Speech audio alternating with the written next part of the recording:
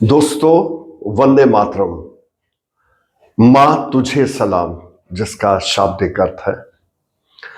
और ये वंदे मातरम आज हमारा राष्ट्रीय गीत है, जबकि हमारा राष्ट्रीय गान जो है वो जनगण मन है। वंदे मातरम को वंदे मातरम की रचना 1875 में बंकिम चंद्र चट्टोपाध्याय जी ने की, और ये 2 सेंटेंसेस थे जो उन्होंने लिखे थे। और उसके बाद 1882 में उपन्यास लिखा जिसका नाम था आनंद मठ। आनंद मठ में इस गान को शामिल किया गया और इसमें 4 स्टैंजा और ऐड कर दिए गए। इस प्रकार जब ये आनंद मठ उपन्यास छपकर बाहर आया तो लोगों में बड़ा प्रचलित हुआ, क्योंकि ये सन्यासी विद्रोह था, सन्यासियों द्वारा किया गया विद्रोह था, जो बताता था, प्रेरणा देता था उस समय के नौजवानों को कि किस प्रकार आजादी भारत की लड़ के ली जा सकती है। इस विद्रोह के ऊपर बाद में पिक्चर्स भी बनी। आनंद मठ पिक्चर बड़ी मशहूर हुई। 1937 में डॉक्टर राजेंद्र प्रसाद ने पटेल को खत लिखा और उनको क्लैरिफाई करने के लिए कहा। बाद में ये जो कंट्रोवर्सी उठी, नेताजी सुभाष चंद्र बोस जी ने टैगोर को, अपने गुरुदेव जी को 16 अक्टूबर 1937 में एक खत लिखा, जिसमें उन्होंने कहा कि आपसे ज्यादा इसके बारे में हमें व्याख्या कोई और नहीं दे सकता। प्लीज आप एक्सप्लेन करो कि क्या कारण है कि वंदे मातरम जो गीत है ये राष्ट्रीय गान नहीं बन सकता। टैगोर को 16 अक्टूबर को लिखते हैं और उसके बाद वो नेहरू जी को भी लिखते हैं। नेताजी सुभाष चंद्र बोस 17 को नेहरू को भी चिट्ठी लिखते हैं। नेहरू जी भी टैगोर को लिखते हैं। टैगोर जी अपने जवाब में लिखते हैं कि जो एक्चुअल वंदे मातरम है वो सिर्फ फर्स्ट 2 सेंटेंसेस थे जो 1875 में लिखे गए। 1882 में बाद में आनंद मठ में 4 पैरा बाद में ऐड किए गए और ये 6 पैराग्राफ बन गए। तो मेरा ये सुझाव है कि आप 4 पैराग्राफ जो आनंद मठ में शामिल किए गए उनको निकाल के पहले 2 पैराग्राफ को ले लिया जाए, जिसके बारे में किसी को कोई एतराज नहीं होगा। नतीजा ये हुआ, 28 अक्टूबर 1937 में कांग्रेस वर्किंग कमेटी जो कैलकाटा में सेशन हुआ, जिसमें महात्मा गांधी जी, ये नेताजी सुभाष चंद्र बोस, मौलाना अब्दुल कलाम आजाद, सी राजगोपालचार्य, डॉक्टर राजेंद्र प्रसाद पटेल, ये सब नेता वहां शामिल थे और इन्होंने अपनी वर्किंग कमेटी में वंदे मातरम के फर्स्ट 2 पैराग्राफ को स्वीकार कर लिया। इसको गीत के रूप में पहली बार 1892 में कांग्रेस अधिवेशन में ही गाया गया। और इस प्रकार ये जो रविंद्रनाथ टैगोर थे, जब उन्होंने अपना जवाब लिखा, उस जवाब में उन्होंने ये भी लिखा कि ये जो गीत है ये राष्ट्रीय गान बनने के लायक है। बात वहां पे खत्म हुई। लेकिन फिर ये कंट्रोवर्सी उठ गई, क्योंकि एक समुदाय जो था वो इसके खिलाफ उठ की आवाज उठ गई थी और ये चलती रही। और बाद में ये कंट्रोवर्सी इतनी बढ़ गई कि अब कंपैरिजन आ गया जनगण मन और राष्ट्रीय गीत वंदे मातरम। अब बंकिम चंद्र चट्टोपाध्याय तो जीवित नहीं थे, दोनों ही बांग्ला भाषा में गाए गए थे, लेकिन जनगण मन जो था वो थोड़ा आसान था, सरल था और वो 52 सेकंड्स में खत्म हो जाता था। इसको जो टाइम दिया जाता था गाने में वो 1 मिनट 10 सेकंड के करीब या 6 सेकंड के करीब इसका टाइम बैठता था। नंबर 2, जो जनगण मन है उसकी ट्यून जो है वो 20 सेकंड्स में फर्स्ट एंड लास्ट लाइन लेके 20 सेकंड्स में समाप्त कर दी जा सकती थी, लेकिन वंदे मातरम का टाइम जो था वो थोड़ा बढ़ के जाता था। नतीजा ये हुआ, सिलेक्ट ये हुआ कि एक को राष्ट्रीय गान स्वीकार कर लिया जाए और एक को राष्ट्रीय गीत, और इस प्रकार वंदे मातरम जो है ये राष्ट्रीय गीत बन गया और नेशनल एंथम जो है वो जनगण मन को स्वीकार कर लिया गया। इसमें किसी एक व्यक्ति विशेष ने कोई फैसला नहीं लिया, ये कांग्रेस वर्किंग कमेटी द्वारा निर्धारित किया गया था। लेकिन क्योंकि बात चल रही है, अब इसको हम समझने की कोशिश करें। वंदे मातरम का शाब्दिक अर्थ क्या है और इसका टोटल जो टू सेंटेंसेस है उनका मतलब क्या है। मैं इनको पढ़ के आपके सामने इनको समझाने की कोशिश करने जा रहा हूं। आनंद मठ बंकिम चंद्र चटर्जी का एक उपन्यास था जिसमें इंटेंस पेट्रियोटिज्म और नेशनलिज्म की भावना को दर्शाया गया था। ये ब्रिटिश सरकार के खिलाफ सन्यासियों द्वारा किया गया विद्रोह था। इस विद्रोह में उन्होंने दिखाया कि किस प्रकार भारत माता मतलब वंदे मातरम मतलब भारत माता, भारत की धरती को माता के रूप में प्रस्तुत किया गया और माता के ऊपर किया जा रहा अत्याचार, इस माता के ऊपर जो अंग्रेजों ने कब्जा किया हुआ था उसको छुड़ाने के लिए ये आनंद मठ उपन्यास जो था वो लिखा गया। और ये उपन्यास बहुत ज्यादा प्रचलित हुआ और अंग्रेजों ने बाद में इस उपन्यास के ऊपर बैन लगा दिया गया था। भारत ने आजादी प्राप्त कर ली तब इसके ऊपर से ये बैन उठाया गया।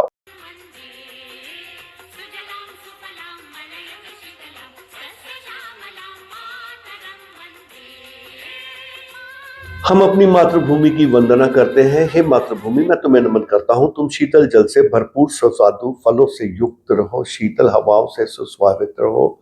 तुम हरे हरे खेतों और जीवन दायिनी धरती से संपन्न हो। मेरी मातृभूमि मल्यागिरी के चंदन के समान शीतलता प्रदान करने वाली है। मेरी मातृभूमि अपनी फसलों एवं वनस्पतियों से हरी भरी है। मैं इस मातृभूमि को वंदना करता हूँ। इस धरती माता की चांदनी रातें मन को पुलकित करती हैं तथा खिले हुए पुष्पों एवं लताओं से सुशोभित तुम्हारे वन, फूलों से लदे पेड़ अत्यंत सुंदर हैं, जो प्रसन्नचित प्रतीत हो रहे हैं। ऐसा प्रतीत होता है कि इस धरती माँ की प्राकृतिक संपदा को पाकर मातृभूमि हम सभी को मधुर संभाषण करने को आतुर है। तुम मुस्कुराती हो, मधुर भाषा बोलती हो, सुख देने वाली और वरदान देने वाली माँ के समान हो। तुम्हारे वचनों में निर्मलता, तुम्हारा जल शीतल है। तुम अनंत दया की धनी हो। हमारी ये मातृभूमि हम सभी को सुख की समृद्धि प्रदान और वरदान देने वाली है। मैं अपनी इस मातृभूमि की वंदना करता हूँ।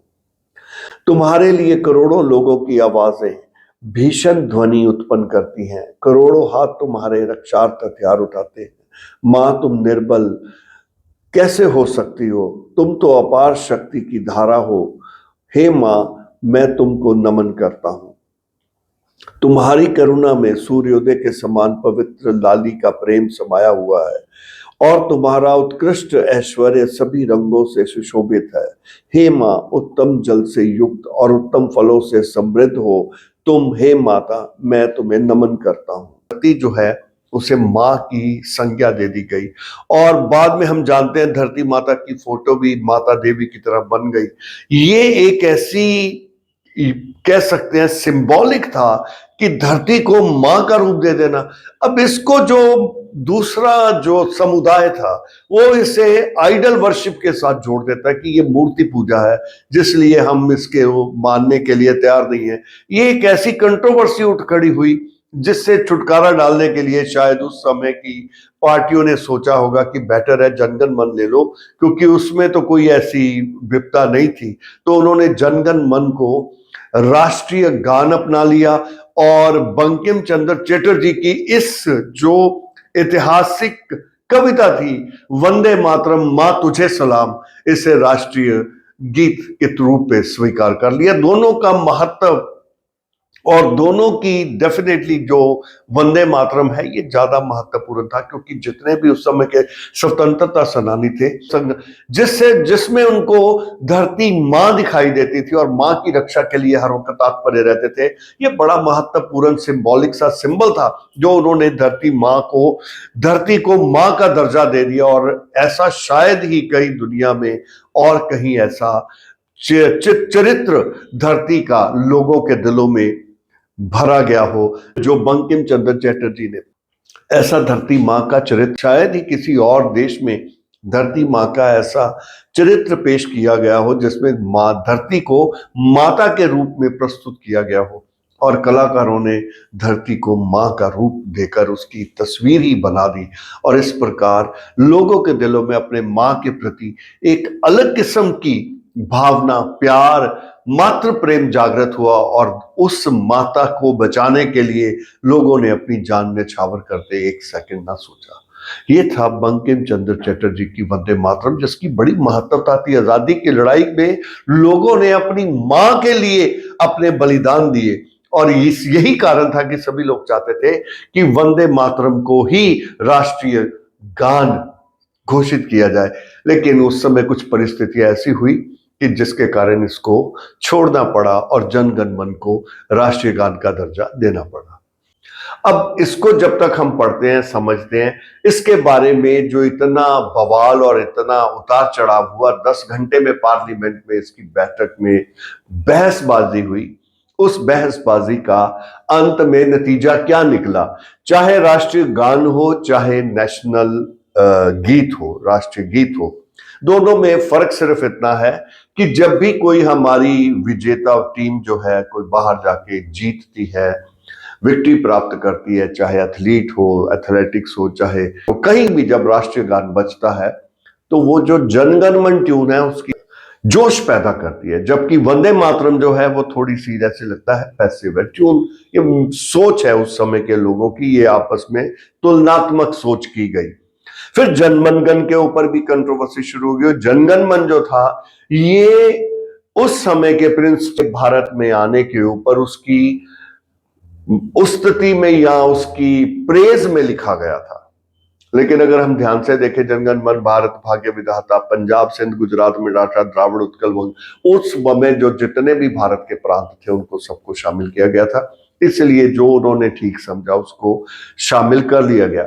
और इस प्रकार वंदे मातरम एक कंट्रोवर्सी, जो ये नहीं कि इसको आज के हमारे प्रधानमंत्री ने इस कंट्रोवर्सी को उठाया, ये बड़ी देर से ये कंट्रोवर्सी चलती आ रही है, लेकिन राष्ट्रीय गान होने से या राष्ट्रीय गीत होने से इसकी दोनों की महत्वता में कोई अंतर नहीं है। रविंद्रनाथ टैगोर को बाद में हम जानते हैं कि उनको नोबेल पीस प्राइज मिला और नोबेल पीस प्राइज मिलने के कारण भी कई बार हो सकता है कि उसकी महत्वता ज्यादा बढ़ गई हो, इसलिए उसे बना दिया गया हो। लेकिन क्या भी कारण रहा हो, इतिहास में इफ एंड बट्स जो है इसकी कोई वैल्यू नहीं है।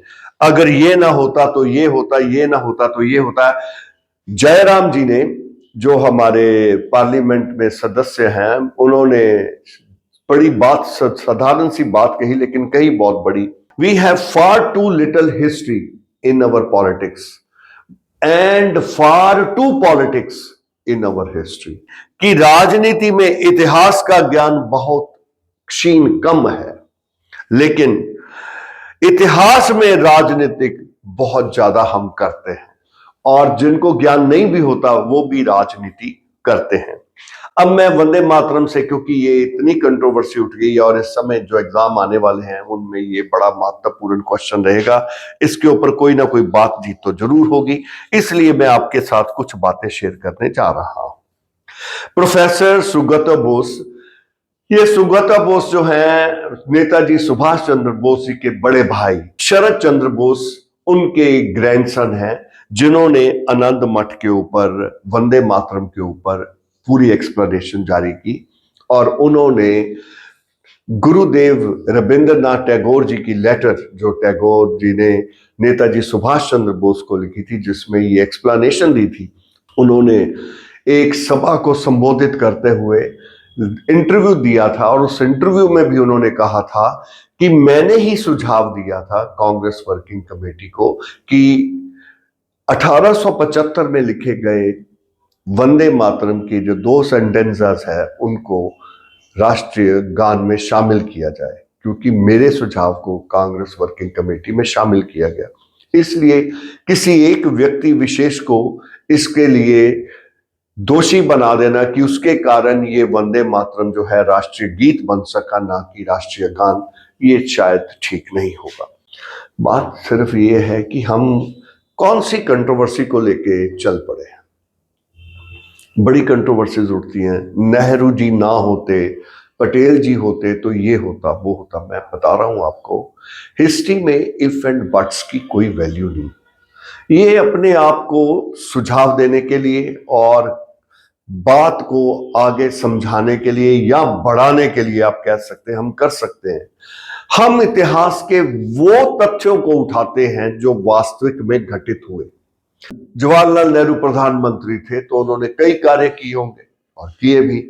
उनमें कुछ अच्छे भी होंगे, कुछ बुरे भी होंगे। जो अच्छे हैं हम उनको सराहते हैं, जो बुरे हैं हम उनके बारे में चर्चा करते हैं और उनको उनके लिए क्रिटिसाइज करते भी और करा जाना भी चाहिए, ताकि जो आने वाले हैं उनको भी सबक मिले कि अच्छे काम की तो सराहना होती है, बुरे काम की सराहना नहीं होती। महात्मा गांधी ने इतने अच्छे कार्य किए, भारत की आजादी में उनका इतना बड़ा योगदान है। और जब हम वो जो इंस्टांस होता है नौखोली का, जहां पे एक रात में 5,000 से ऊपर हिंदुओं को मार दिया जाता है, औरतों के साथ बलात्कार होता है, उनको लूट कर ले जाते हैं, उस समय अगर महात्मा गांधी से औरतें आके बोलती हैं कि हमारा ये हुआ है, हम क्या करें, तो वो कहते हैं कि आप सुसाइड कर लो। जब वो ऐसी बातें करते हैं तो क्या हम उनको बख्शते हैं? हम आज भी उनका इस बात के लिए क्रिटिसाइज करते हैं। तो नेहरू जी द्वारा किए गए जो भी कार्य थे, अच्छे थे बुरे थे, मैं ये नहीं कहता कि सभी कार्य अच्छे थे, लेकिन जो साइंटिफिक डेवलपमेंट उन्होंने की और जो मॉडर्नाइजेशन ले, जो जवाहरलाल नेहरू जी की सोच थी, और भाखड़ा डैम, इसरो और ये जितनी भी डेवलपमेंट है, ये हमारी तभी संभव हो सकी क्योंकि हमारी सोच उस समय मॉडर्न थी। तो हमें पॉजिटिव सोचना चाहिए किसी के बारे में, नेगेटिव नहीं। आज भारत के ऊपर बहुत सी इतनी मुश्किलें हैं जो हम समेट रहे हैं। हम ये नहीं कहते मोदी जी जो है अच्छा नहीं करे, आज मोदी जी हैं जो भारत है एक बचा हुआ देश है। अदरवाइज हम देखें बांग्लादेश भारत के खिलाफ, पाकिस्तान तो है ही है, श्रीलंका, नेपाल, बर्मा, भूटान, अगर चारों तरफ देखा जाए तो एक ऐसा समय लगता था कि भारत ये तो सारे के सारे दुश्मन ही उसको घेर के बैठे हुए। और ये हमारी प्रधानमंत्री और उनकी टीम जो है, उन्होंने इतनी अच्छी, जिसे कह सकते हैं बड़ा सोच समझ के अपने कदम बढ़ाए और भारत को एक शक्तिशाली राज्य बनाने में कामयाब हुए। हम उनकी सराहना करते हैं। और ऐसी जो बातों में अगर हम समय नष्ट कर रहे हैं, व्यर्थ गवा रहे हैं, अगर यही काम हम किसी अच्छे कार्य के लिए लगाएं तो मेरा ख्याल बहुत अच्छा होगा। मंदिर बहुत बन चुके, मस्जिदें बड़ी बन गई, गुरुद्वारे, गिरजाघर बहुत है। आज हमें इंडस्ट्री की जरूरत है, डेवलपमेंट की जरूरत है, लोगों को नौकरियां देने की जरूरत है, इकोनॉमिक कंडीशंस को ऊपर उठाने की जरूरत है। हमारा रुपया गिर रहा है, उसकी वैल्यू गिर रही है, उसकी तरफ ध्यान देने की जरूरत है, एजुकेशन की तरफ ध्यान देने की जरूरत है। These are important matters which are more important than discussion on whether Vande Mataram or Jan Gan Man should have been national anthem or Rashtriya Geet. Thank you so much.